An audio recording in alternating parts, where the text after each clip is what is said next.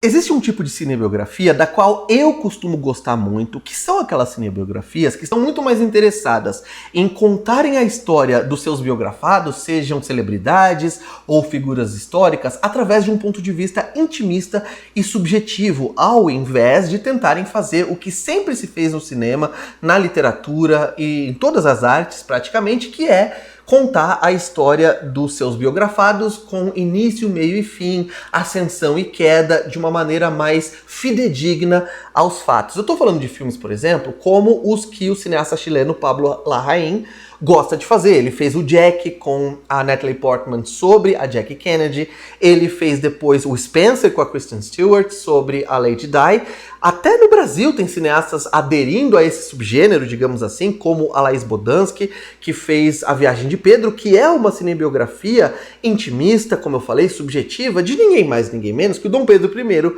que é o nosso primeiro imperador aqui no Brasil. E eu comecei esse vídeo falando sobre esse tipo de cinebiografia porque dá para encaixar o Priscila, da Sofia Coppola, nesse grupo de filmes. É um filme sobre a Priscilla Presley, ex-esposa do Elvis Presley, baseado na própria autobiografia da Priscilla Presley, e é um filme que está interessado muito mais em fazer um recorte da vida dela e contar essa história através do ponto de vista dela. É um recorte que é muito mais amplo do que alguns filmes desse subgênero costumam fazer. Se em A Viagem de Pedro a gente se concentra na viagem do Dom Pedro do Brasil para Portugal, então são dias ou semanas, ou mesmo que sejam meses, eu não lembro direito quanto tempo é, mas o filme inteiro se baseia naquelas semanas ou naqueles meses da viagem. Ou então dá para ser mais extremo ainda, como o Pablo Larraín fez com o Spencer, que ele contava um dia na vida da princesa Diana e através daquele dia, a gente acompanhando a personagem,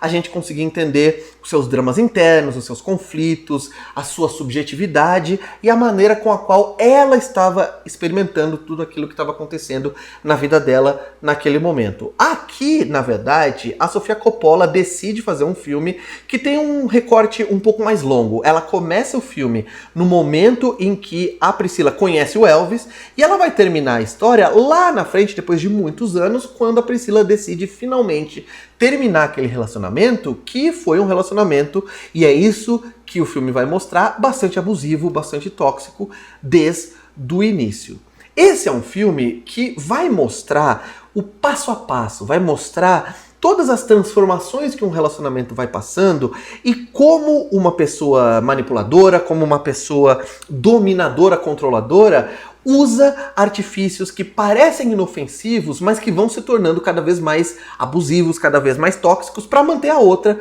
sob o seu controle. Então, essa não é uma biografia da vida da Priscilla Presley, mas é uma biografia, digamos assim, daquele relacionamento através do ponto de vista dela. E tem algumas decisões que a Sofia Coppola toma como diretora. A Sofia Coppola, que é uma nepo baby, é talvez a maior nepo baby da história de Hollywood, né? Ela é filha do Francis Ford Coppola, realeza de Hollywood, cresceu nas montanhas de Hollywood ou em Beverly Hills, nas mansões de Hollywood, e ela sabe fazer como ninguém filmes sobre pessoas que têm tudo, mas que na verdade não tem nada. Pessoas que têm luxo, que têm fama, que têm popularidade, que têm dinheiro, todas as portas abertas diante delas, mas que têm um vazio existencial muito profundo e que nem o dinheiro, nem a fama, nem tudo isso que elas têm consegue preencher. Outra coisa que a Sofia Coppola faz muito bem também é fazer filmes nos quais o tédio, nos quais a chatice da vida e também essa sensação de inutilidade de tudo, essa sensação de vazio, são muito evidentes, inclusive são usadas como instrumento narrativo para nos convidar a experimentar essas sensações com os personagens e nos levar ao mesmo ponto de não retorno no qual o personagem ou a personagem está. Então, quando eles chegam no momento em que eles realmente precisam fazer algo desesperadamente para mudar de vida, para causar algum tipo de transformação naquela realidade, a gente entende muito bem por que eles chegaram nesse ponto, porque a gente compartilhou, de certa forma, um pouco da chatice, do tédio e do vazio que o dia a dia daqueles personagens tem. E a Sofia Coppola, ela faz algo que é muito legal, porque ela entende que esse é um filme sobre um relacionamento tóxico e sobre Eu não vou falar o termo aqui. E ela entende tanto isso que ela fez uma escolha muito legal. Ela escolheu a Cailee Spaeny, que é uma atriz muito boa, é uma atriz comunicativa, expressiva, que tem alcance dramático, mas que é uma petit. Ela é pequenininha, ela é magrinha, ela é baixinha, para viver a Priscilla Presley. E ela escolheu também o Jacob Elordi para viver o Elvis, que é um cara que não é apenas alto e magro, então você vê os dois juntos, assim, você vê um contraste muito grande entre uma menina minúscula, pequenininha e um cara grande, porque esse é um filme sobre o relacionamento de um homem com uma criança, basicamente, porque ela começa o filme quando ele conhece ela com 13, 14 anos, e além disso tem uma outra coisa legal. O Jacob Elordi, para quem não lembra, né, é aquele cara que fez o Nate no Euphoria. Eu não sei quem viu Euphoria aqui, mas se você assistiu a série, ele já traz consigo uma persona cinematográfica, ou uma persona televisiva, se é que dá pra gente chamar assim, de um personagem violento, porque naquela série em que ninguém presta, naquela série em que todo mundo é muito perturbado, o Nate é o pior de todos. Ele é um machista, ele é um cara violento, ele é um cara abusivo, ele é um cara até que comete crimes bárbaros na série, para quem assistiu vai lembrar. Então, durante o relacionamento que a gente assiste na tela, a gente sabe a todo momento que aquilo não vai dar bom. A gente fica sempre esperando, mesmo que ele seja um cara manipulador, a gente vai acompanhando, né, as táticas que ele usa, as manipulações, as chantagens emocionais para controlá-la, mesmo que ele não seja violento fisicamente no início, a gente sabe que em algum momento aquilo vai virar agressão física, porque a gente já traz esse imaginário do ator, e isso obviamente se deve às escolhas da Sofia Coppola como diretora. Tem outra coisa muito legal que é, como a Priscilla Presley do filme é uma boneca nas mãos do Elvis, ele decide o que ela tem que vestir, ele decide o tipo de cabelo que ela tem que ter, ele controla a maquiagem dela, ele controla o que ela vai falar, o que ela não vai falar na festa. Então o filme traz várias cenas em que a Priscilla tá se maquiando, ela tá cuidando de cada detalhe, porque ela vive com tudo impecável, cabelo, unha, batom, maquiagem dos olhos, tudo mais. E aí quando corta e a gente vê para qual evento que ela tá indo para um evento que é completamente trivial, ela não precisava estar toda montada, toda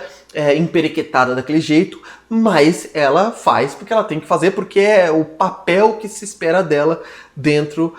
daquele relacionamento. E tem outra coisa, a mise-en-scène do filme, que é a maneira com que os personagens se movimentam, como eles reagem com o outro e também com os cenários, nos mostra sempre uma frieza que também é uma forma semiótica, uma forma visual de nos mostrar qual é a dinâmica real daquele relacionamento. Tem uma cena, por exemplo, em que estão os dois em torno da mesa de bolo, eles acabaram de se casar, e você percebe que eles não têm tanta intimidade um com o outro, mesmo depois de tantos anos juntos, né, que é o momento em que eles realmente se casam, mas eles não se tocam de um jeito que duas pessoas que têm um relacionamento íntimo se tocariam, eles não se olham de um jeito tão íntimo.